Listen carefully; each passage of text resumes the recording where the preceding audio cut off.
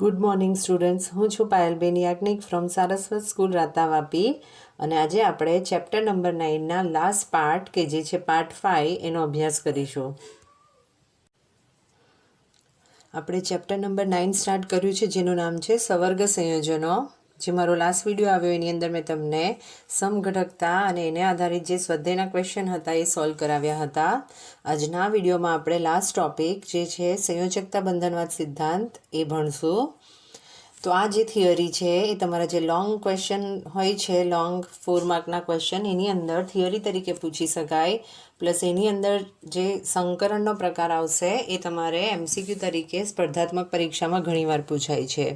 તો તમારે સંયોજકતા બંધનવાદ સિદ્ધાંતની અંદર જુદા જુદા સંકીર્ણની અંદર સંકરણ કયું થાય છે એનો અભ્યાસ કરવાનો છે. હવે સવર્ગ સંયોજનો છે એટલે ધાતુ આવે અને એની સાથે લિગેન્ડ આવે એવું આપણે ભણ્યા છે. તો આ લિગેન્ડ છે એ પ્રબળતાના આધારે પર્ટિક્યુલર ક્રમ ધરાવે છે. કેટલાક પ્રબળ લિગેન્ડ તરીકે વર્તે અને કેટલાક નિર્બળ લિગેન્ડ તરીકે વર્તે.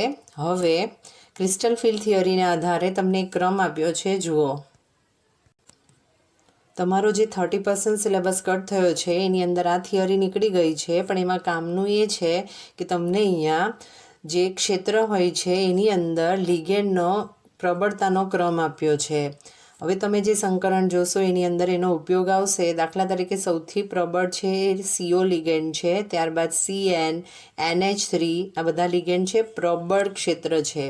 પ્રબળ ક્ષેત્ર ઉત્પન્ન કરે એટલે ધાતુ એન સાથે પ્રબળ આકર્ષણ ધરાવે. એટલે આપણે યાદ રાખશું, જ્યારે પણ પ્રબળ લિગેન્ડ હાજર હશે ત્યારે ઇલેક્ટ્રોનની ફેર ગોઠવણી શક્ય બને.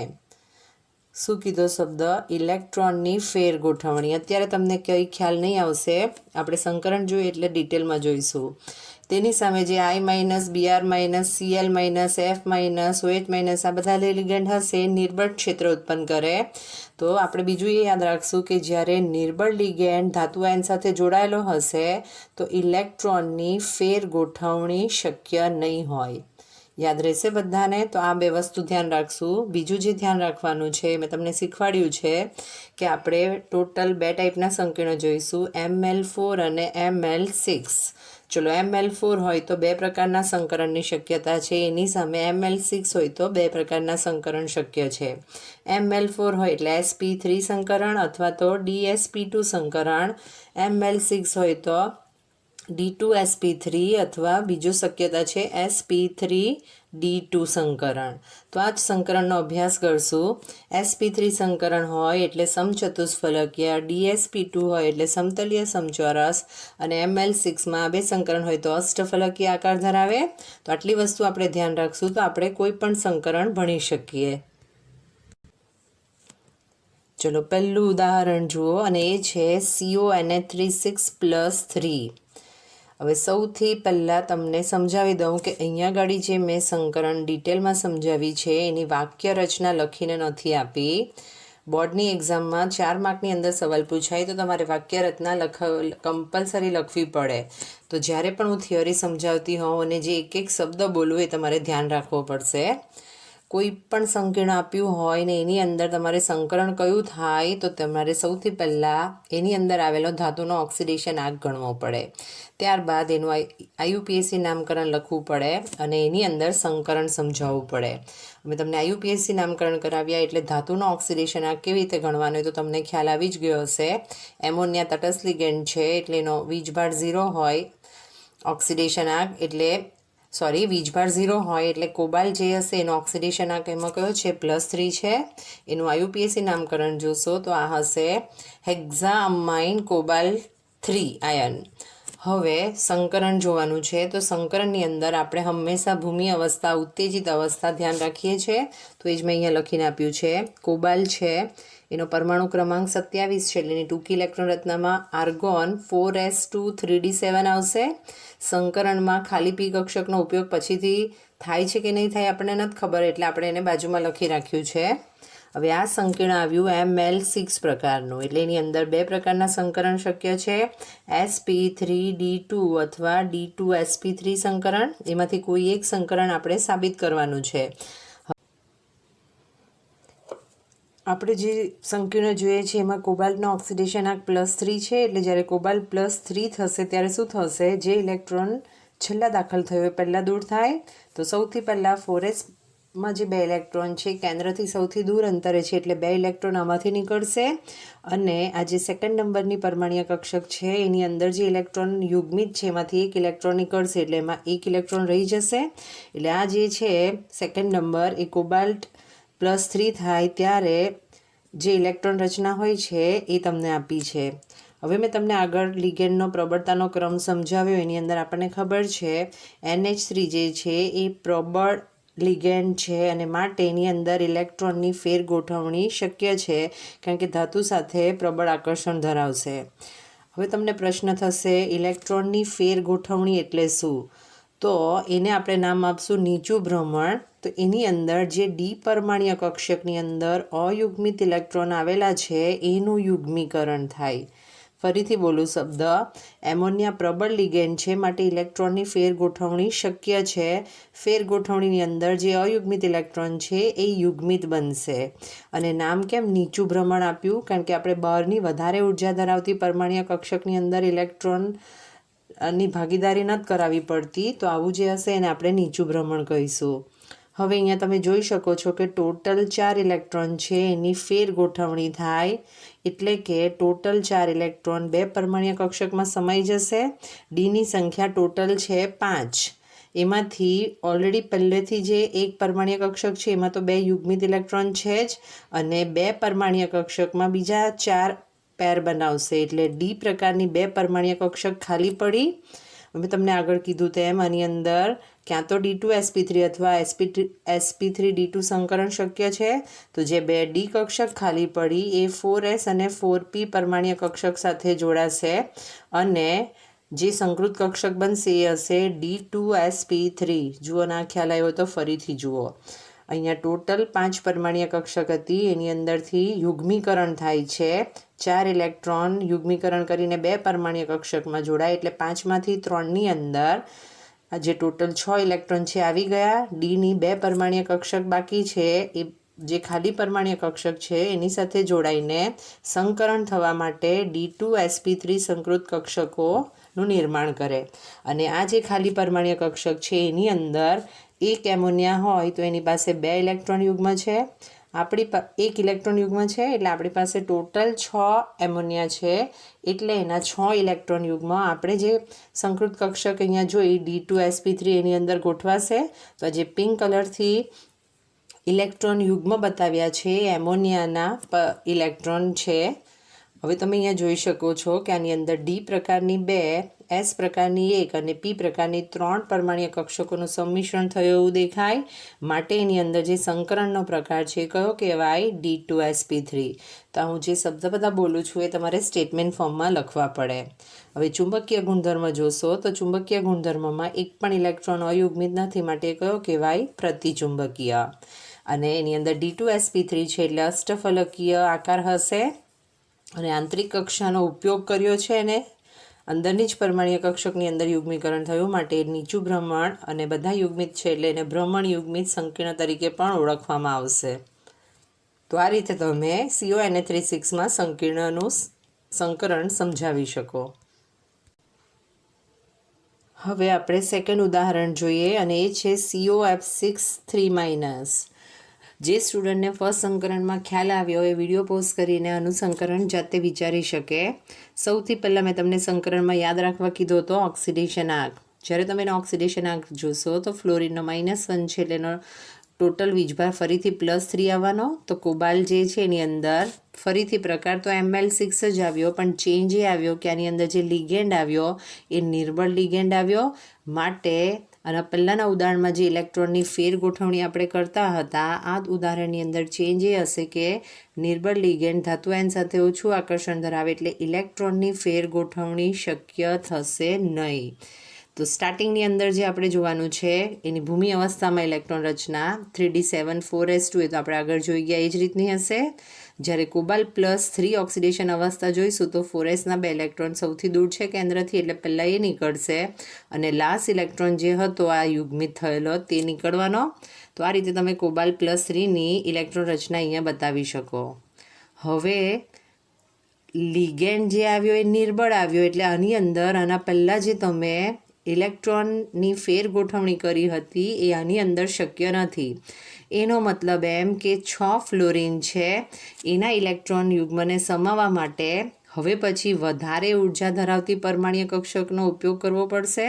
તો તમે જોઈ શકો છો કે મેં અહીંયા 4d લખીને આપ્યું છે, પણ જગ્યા નથી એટલે મેં એની ખાલી પરમાણ્વીય કક્ષક નથી બતાવી.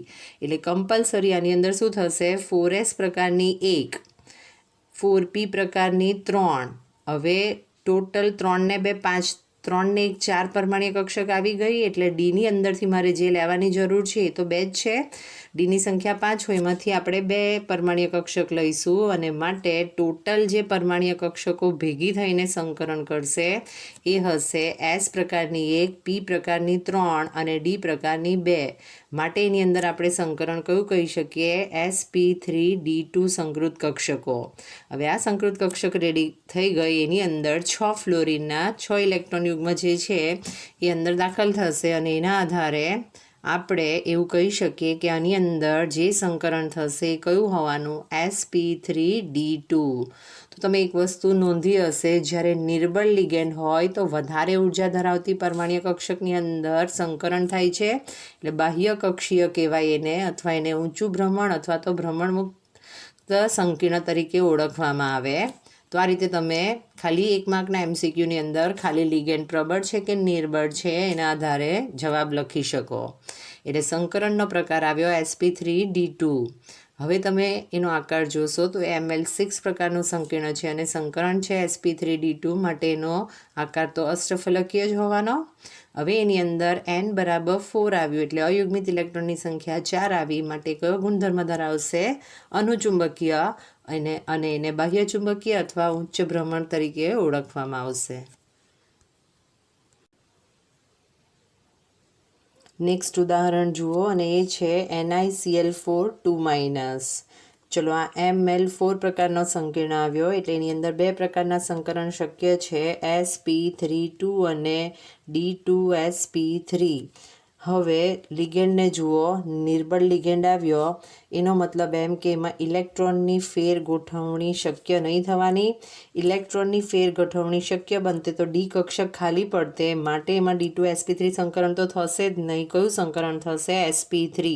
તો આ રીતે માત્ર લિગેન્ડ કયો છે, પ્રબળ કે નિર્બળ, એના આધારે તમે સંકરણનો પ્રકાર જાણી શકો. ચલો Cl4 એટલે એક Clનો -1 છે, મૂકશો કિંમત ત્યારે નિકલનો ઓક્સિડેશન આ કેટલો આવશે, +2. જે રીતે આગળ સંકરણ જોઈ ગયા એ જ રીતે આમાં જોવાનું છે. નિકલનો પરમાણુ ક્રમાંક 28 છે, એટલે ત્યાં જે ઇલેક્ટ્રોન રચના હતી એ રીતે આની ટૂંકી ઇલેક્ટ્રોન રચના જોશો તો આર્ગોન 3ds4s2 આવવાનો, સાથે 4p પરમાણ્વીય કક્ષક ખાલી બતાવી જ દઈએ. હવે એમાંથી જ્યારે નિકલ +2 બનશે તો સૌથી બહારની પરમાણ્વીય કક્ષકમાં રહેલા ઇલેક્ટ્રોનને કેન્દ્રનું ઓછું આકર્ષણ હોય એટલે સૌથી પહેલાં એ દૂર થશે. એટલે 4sના 2 ઇલેક્ટ્રોન નીકળ્યા છે, બાકીની ઇલેક્ટ્રોન રચના તો 3d8 જે પહેલાં બતાવ્યા હતા એના એ જ છે. હવે જે સ્ટેટમેન્ટ બહુ અગત્યનું એ છે આ Cl- જે છે નિર્બળ લિગેન્ડ છે, એટલે ધાતુ આયન સાથે નિર્બળ આકર્ષણ ધરાવે, માટે એની અંદર ઇલેક્ટ્રોનની ફેર ગોઠવણી તો શક્ય નથી. એટલે આ જે ડી કક્ષક છે એની અંદર જે ઇલેક્ટ્રોન છે એનું યુગ્મીકરણ ના કરી શકીએ, માટે આ ઇલેક્ટ્રોન જે છે એને એમના એમ જ બતાવવા પડે. હવે એક Cl ટોટલ 4 Cl છે જેના 4 ઇલેક્ટ્રોન યુગ્મ આપણે બતાવવાના છે અને એના માટે સંકૃત કક્ષકો આપણે રેડી કરવાની છે. તો આપણી પાસે એક S પ્રકારની અને 3 P પ્રકારની પરમાણ્વીય કક્ષક ખાલી છે, એ બધી ભેગી થશે એની અંદર ટોટલ 4 અને એના કારણે જે સંકૃત કક્ષકો બનશે અને એ હશે sp3 સંકૃત કક્ષક, જેની અંદર 4 ક્લોરીનના ઇલેક્ટ્રોન યુગ્મ દાખલ થવાથી NiCl4 2- સંકીર્ણ આયન બને અને એની અંદર સંકરણ હશે sp3. હવે તમે આની અંદર જોઈ શકો છો કે અંદરની પરમાણ્ય કક્ષક જે હતી એમાં યુગ્મીકરણ થયું નથી, પણ વધારે ઉર્જા ધરાવતી પરમાણ્ય કક્ષકનો ઉપયોગ થયો, માટે આપણે એને શું કહીશું? ઉચ્ચ ભ્રમણ અથવા ઊંચું ભ્રમણ સંકીર્ણ. હવે એની અંદર sp3 સંકરણ છે, અને sp3 સંકરણ હોય એટલે આકાર સમચતુષ્ફલકીય હોય. આની અંદર 2 ઇલેક્ટ્રોન અયુગ્મિત આવ્યા છે, માટે એને આપણે અનુચુંબકીય કહીશું, અને એમાં સંકરણનો પ્રકાર sp3. નેક્સ્ટ ઉદાહરણ જુઓ, અને એ છે NiCN4 2-. ચલો, આ તો એકદમ ઇઝી છે. આની અંદર સાયનાઇડ -1 હોય એટલે નિકલનો ઓક્સિડેશન આંક +2 આવશે. નિકલનો પરમાણુ ક્રમાંક 28 છે, એટલે ભૂમિ અવસ્થામાં ઇલેક્ટ્રોન રચના જોશો તો આર્ગોન 3d8 4s2, અને આપણને ખબર છે સંકરણ ml4 પ્રકારનું છે, એટલે એની અંદર ક્યાં તો sp3 સંકરણ અથવા dsp2 સંકરણ થશે, એટલે આપણે ખાલી 4p પરમાણ્ય કક્ષકો બતાવી છે. હવે નિકલનો ઓક્સિડેશન આંક +2 છે, એટલે આની અંદર પણ 4sની અંદરના જે ઇલેક્ટ્રોન છે કેન્દ્રથી સૌથી દૂર અંતરે છે, તો સૌથી પહેલાં 4sના ઇલેક્ટ્રોન દૂર થશે, એટલે 3dના જે 8 ઇલેક્ટ્રોન છે એ એમના એમ રહેશે 3d કક્ષકમાં. હવે ઇલેક્ટ્રોનની ફેરગોઠવણી શક્ય કે નહીં એ લિગેન્ડ પર ડિપેન્ડ કરે. મેં તમને આગળ ક્રમ કરાવ્યો એમાં આપણે જોયું હતું કે સાયનાઇડ જે છે પ્રબળ લિગેન્ડ છે, માટે ઇલેક્ટ્રોનની ફેરગોઠવણી શક્ય બનશે. હવે ધ્યાનથી જોજો તો એની અંદર ટોટલ 5 પરમાણ્ય કક્ષકની અંદરથી 2 પરમાણ્ય કક્ષકમાં એક ઇલેક્ટ્રોન અયુગ્મિત આવેલા હોય એવું દેખાય છે, તો એનું યુગ્મીકરણ Cn- પ્રબળ લિગેન્ડ છે એટલે શક્ય છે. એનો મતલબ એમ કે 4 પરમાણ્ય કક્ષક જે હશે એ યુગ્મિત ઇલેક્ટ્રોન ધરાવશે, જેની અંદર ટોટલ 8 ઇલેક્ટ્રોન યુગ્મ તરીકે રહેવાના છે. એટલે આની અંદરથી 3dમાંની એક ડી કક્ષક બાકી રહેવાની, એ S પ્રકારની એક પરમાણ્ય કક્ષક અને P પ્રકારની. હવે ટોટલ 4 Cn- છે, એટલે મને 4 પરમાણ્ય કક્ષક ખાલી જોઈએ, તો આપણે Pની 2 લઈશું તો ટોટલ 4 પરમાણ્ય કક્ષક ખાલી આવશે, જેમાં સાયનાઇડના 4 ઇલેક્ટ્રોન યુગમાં આવી શકે, અને એના જ કારણે આપણે આની અંદર કહી શકીએ કે એની અંદર જે સંકૃત કક્ષકો બની એ dsp2 સંકૃત કક્ષકો છે, જેમાં સાયનાઇડના ઇલેક્ટ્રોન યુગમાં આવવાથી આ જે સંકીર્ણ છે એની અંદર સંકરણનો પ્રકાર હશે dsp2, અને dsp2 સંકરણ થવાથી એનો આકાર સમતલીય ચોરસ હોવાનો. બીજું તમે અહીંયા જોઈ શકો છો કે બધા ઇલેક્ટ્રોન યુગ્મિત છે, માટે જ્યારે એનો ચુંબકીય ગુણધર્મ જો જોવામાં આવે તો એ પ્રતિચુંબકીય હશે. હવે આની અંદર વધારે ઉર્જા ધરાવતી પરમાણ્ય કક્ષકોનો ઉપયોગ નથી કર્યો, આપણે ઇલેક્ટ્રોનની ફેરગોઠવણી શક્ય બની. એના ઉપરથી આપણે એવું કહી શકીએ કે નીચું ભ્રમણ છે અને બધા ઇલેક્ટ્રોન યુગ્મિત પાછા આવ્યા, એટલે આપણે એને કહીશું ભ્રમણ યુગ્મિત સંકીર્ણ.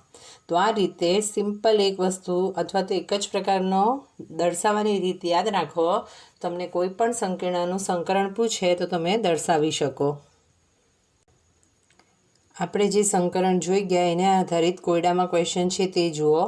કોયડા નંબર 9.7, એમાં તમને કીધું છે કે MnBr4 2- ની ફક્ત ભ્રમણ ચુંબકીય ચાક માત્રા 5.9 બોર મેગ્નેટોન છે.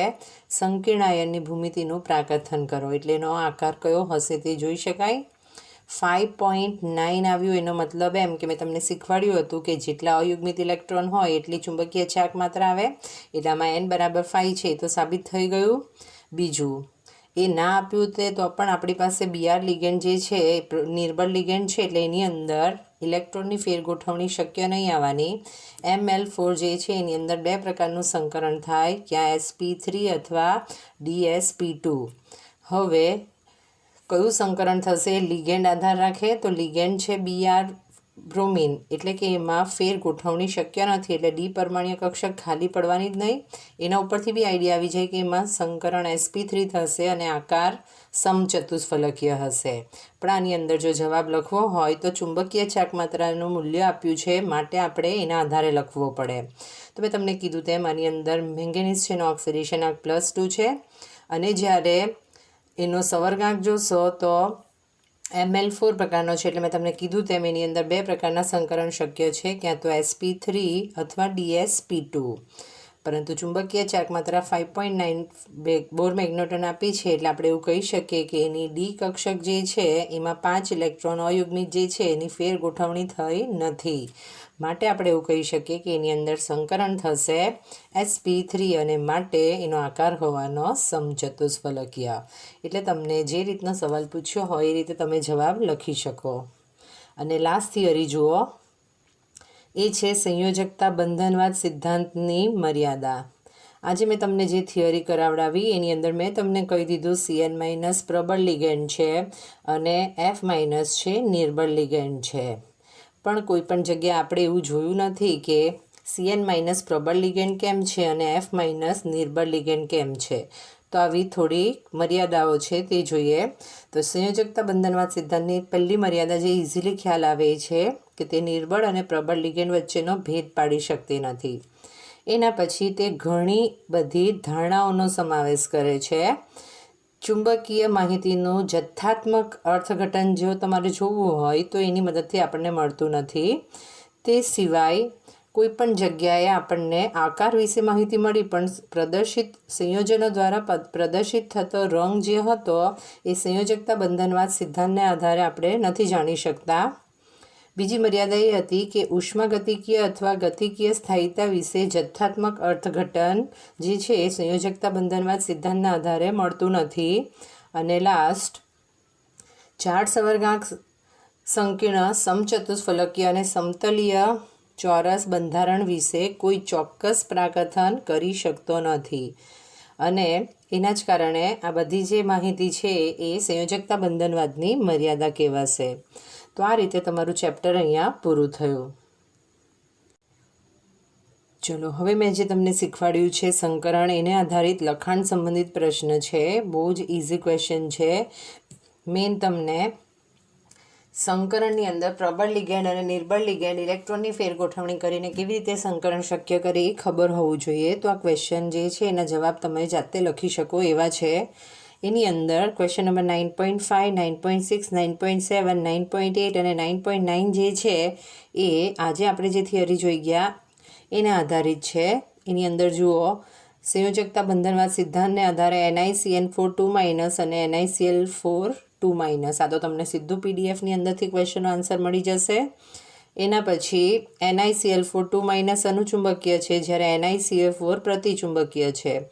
NiCO4 જે છે એમાં CO પ્રબળ લિગેન્ડ છે અને નિકલનો 0 ઓક્સિડેશન આંક આવ્યો છે. તો આની અંદર મેં તમને જે રીતે સમજાવ્યું એ રીતે સંકરણ તમે આની અંદર પણ જોઈને તમે બતાવી શકશો કે એમાં બધા ઇલેક્ટ્રોન યુગ્મિક છે, માટે પ્રતિચુંબકીય આવશે.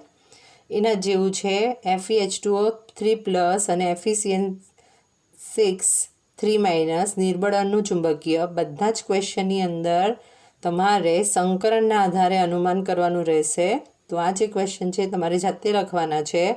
એ 3 માર્ક્સ 4 માર્ક્સના જે ક્વેશ્ચન હોય છે એની અંદર તમને પૂછી શકે. ચલો, સ્વાધ્યાયની અંદરના જે ક્વેશ્ચન આજની થિયરીને આધારિત સોલ્વ થશે તે જુઓ.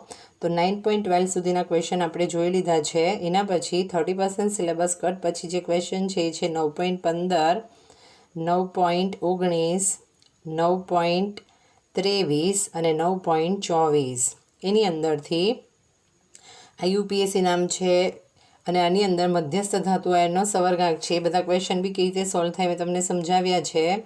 CrNa363+ અને NiCN4 2- અનુચુંબકીય પ્રતિચુંબકીય, એ તો આપણે થિયરીની શરૂઆતમાં જ જોઈ ગયા, એટલે એનો આન્સર તમને પીડીએફમાંથી મળી જશે.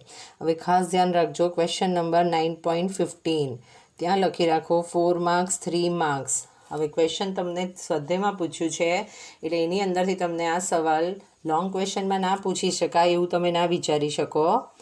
હવે હું તમને એકદમ શોર્ટમાં સમજાવી દઉં છું કે સપોઝ 1 માર્કના મલ્ટિપલ ચોઇસની અંદર આની અંદર સંકરણ પૂછ્યું હોતે તો તમે કેવી રીતે લખી શકતે. તો મેં તમને એક તો પહેલાં યાદ રાખવા કીધું Ml4 અને Ml6, અને બીજું યાદ રાખવાનું છે પ્રબળ લિગેન્ડ અને નિર્બળ લિગેન્ડ. પ્રબળ લિગેન્ડ એટલે ફેર ગોઠવણી એટલે ડી કક્ષક આવશે. નિર્બળ લિગેન્ડ એટલે ફેર ગોઠવણી શક્ય નથી. ચલો, તો આની અંદર જુઓ, સૌથી પહેલું ઉદાહરણ FeCN6 4-.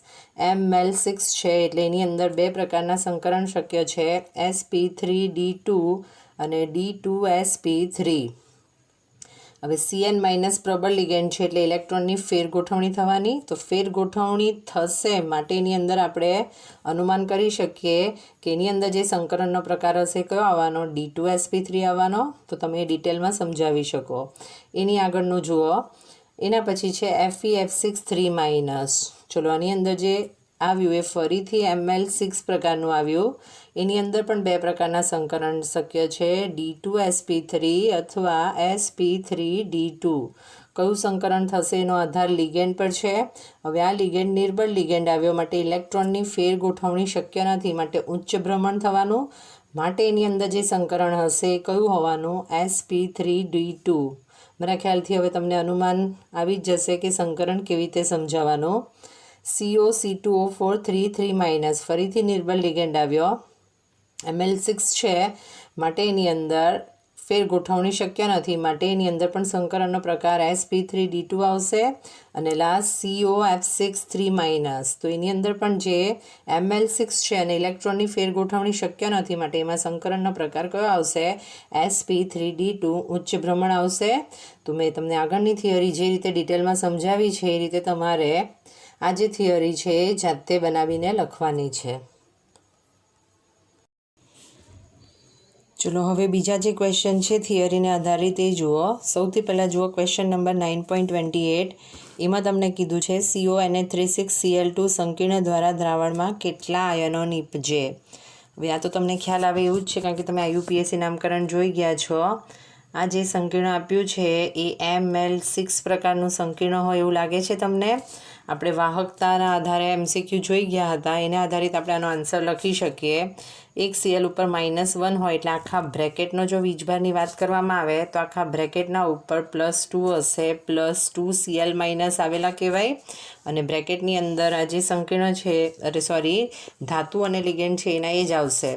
એના ઉપરથી સંખ્યા જોશો તો 1 + 2 એટલે ટોટલ 3 આવ્યા હોય એવું કહેવાય. એનો મતલબ એમ કે જેમાં 3 લખીને આપ્યું હોય એ આપણો આન્સર હશે. તમે જોઈ શકો છો કે જે 3 લખીને આપ્યું છે એમાં 3 ઓપ્શન છે એટલે એ આપણો જવાબ થશે. તો 9.28નો આન્સર આવશે 3. એના પછીનો નેક્સ્ટ MCQ જુઓ. Question number 9.29. એમાં કીધું છે કયા આયનોની ચુંબકીય ચાકમાત્રાનું મૂલ્ય સૌથી વધારે. ચુંબકીય ચાકમાત્રા મ્યુ છે અને મ્યુ શોધવાનું સૂત્ર છે n+2 અને એનો એકમ આવે બોર મેગ્નેટોન. અને જ્યારે તમે n જોશો તો એને અયુગ્મિત ઇલેક્ટ્રોનની સંખ્યા કહેવાય. એના માટે સૌથી પહેલું ઉદાહરણ જુઓ. પાણી તટસ્થ લિગેન્ડ છે એટલે એમાં ક્રોમિયમ +3 આયન આવ્યો કહેવાય. FeH2O6 2+ છે. પાણી તટસ્થ લિગેન્ડ એટલે એની અંદર Fe+2 આયન આવ્યો છે. અને ZnH2O6 3+ છે એટલે એમાં Zn+2 આયન આવ્યો છે. એટલે બધાની અંદર જો તમને પૂછવામાં આવે કે અયુગ્મિત ઇલેક્ટ્રોનની સંખ્યા કેટલી છે તો ક્રોમિયમ +3 જોશો તો એની અંદર અયુગ્મિત ઇલેક્ટ્રોનની સંખ્યા 3 આવશે. Fe+2 છે એની અંદર જ્યારે ઇલેક્ટ્રોન રચના જોશો તમે તો 4s ના 2 ઇલેક્ટ્રોન નીકળશે ને ત્યારે n = 4 આવશે. અને Zn+2 થાય એટલે 3d10 રહેવાનું એટલે એમાં અયુગ્મિત ઇલેક્ટ્રોનની સંખ્યા 0 આવવાની. એનો મતલબ એમ કે આ જે Fe+2 જે છે એની ચુંબકીય ચાકમાત્રાનું મૂલ્ય વધારે આવશે કારણ કે 3 પોઈન્ટ સમથિંગ હશે, આનું વેલ્યુ હશે 4 પોઈન્ટ સમથિંગ, આની વેલ્યુ હશે 0 પોઈન્ટ સમથિંગ. તો એના ઉપરથી આપણે એવું કહી શકીએ કે આ જે MCQ છે એનો આન્સર હશે 2 નંબર. એના પછી બીજો MCQ જુઓ. એમાં તમને પૂછ્યું છે 9.30માં તમને લખીને આપ્યું છે કે CO કોબાલ્ટ છે અને કાર્બોનિલ જે કમ્પાઉન્ડ છે એના ચાર્જ છે એમાં કોબાલ્ટનો ઓક્સિડેશન આંક કેટલો છે. તો તમારું જે ઉદાહરણ છે એની અંદર KCOCO4 છે. ચલો તો આ પણ એકદમ ઇઝી છે. કોબાલ્ટનો ઓક્સિડેશન આંક ગણવા કીધો. હવે એની અંદર આખા બ્રેકેટનો વીજભાર -1 આવ્યો કહેવાય. કોબાલ્ટ +4 કાર્બોનિલ એટલે એક દંતીય તટસ્થ લિગેન્ડ એનો વીજભાર 0 છે. ઉપર કોઈ આ બાજુ સંકીર્ણ લઈશું એટલે આપણે આ સંકીર્ણના આધારે લઈશું તો -1 આવે માટે કોબાલ્ટ બરાબર -1 આવ્યું. તો આ રીતે તમે એનો ઓક્સિડેશન આંક બતાવી શકો. તો તો તમે અહીં જોઈ શકો છો કે એની અંદર જે 3 લખીને આપ્યું છે એની અંદર આન્સર -1 આપ્યો છે, એટલે આપણે એવું કહી શકીએ કે 9.30નો આન્સર 3 છે. ચલો એના પછીનો ક્વેશ્ચન જુઓ, અને એ છે ક્વેશ્ચન નંબર 9.31. એમાં તમને કીધું છે નીચેનામાંથી સૌથી વધુ સ્થાયી સંકીર્ણ કયું છે. 4 ઉદાહરણ આપ્યા છે તે જુઓ. FeH2O6 3+, FeNH3 6 3+, FeC2O4 3 અને FeCl6 3-. કયું સંકીર્ણ સૌથી વધુ સ્થાયી છે? તો પહેલો વિચાર આપણને લિગેન્ડનો જ આવે. દરેકની અંદર ધાતુ જે છે એ તમારી આયન જ છે. હવે જે લિગેન્ડ આપ્યા છે એની અંદર પણ પર્ટિક્યુલર જે સી લિગેન્ડ આપ્યો છે એ ઓક્ઝલેટ આયન આપ્યો છે COO-, અને આ જે લિગેન્ડ છે દ્વિદંતીય એટલે કે બહુદંતીય લિગેન્ડ આવ્યો, કારણ કે એની અંદર 2 ઇલેક્ટ્રોન યુગ્મ આવ્યા છે. અને આપણે શીખી ગયા છે કે જ્યારે બહુદંતીય લિગેન્ડ ધાતુ આયન સાથે જોડાય તો એની રચના ચક્રીય બને, અને એવા સંયોજનોને આપણે કિલેટ સંયોજનો કહીએ. અને જે કિલેટ રચના કરે એની સ્થિરતા સૌથી વધુ હોય. તો આ તમારે યાદ રાખવું પડશે. એના ઉપરથી આપણે એવું કહી શકીએ કે આની અંદર સૌથી વધારે સ્થાયી જે છે એ છે FeC2O4 3 સંકીર્ણ. લિગેન્ડની પ્રબળતાનો ક્રમ જે છે CFTમાં છે, પણ આ જે આન્સર છે આપણે કિલેટ સંયોજનોને આધારે આપવો પડે. અને જે લાસ્ટ ક્વેશ્ચન આપ્યો છે તમારો 30% સિલેબસમાં નીકળી ગયો એ રીતનો છે.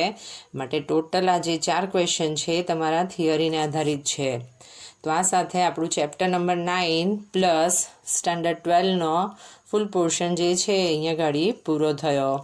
આશા રાખું કે તમે જે થિયરીઓ બધી સમજાવી અને જે રીતનું લખીને તૈયારી કરવા કીધી એ રીતે તૈયારી કરશો. અને તમને બધાને તમે જે પણ એક્ઝામ આપવાના છો એ બધી એક્ઝામ માટે અમારા બધાના તરફથી all the best. Thank you.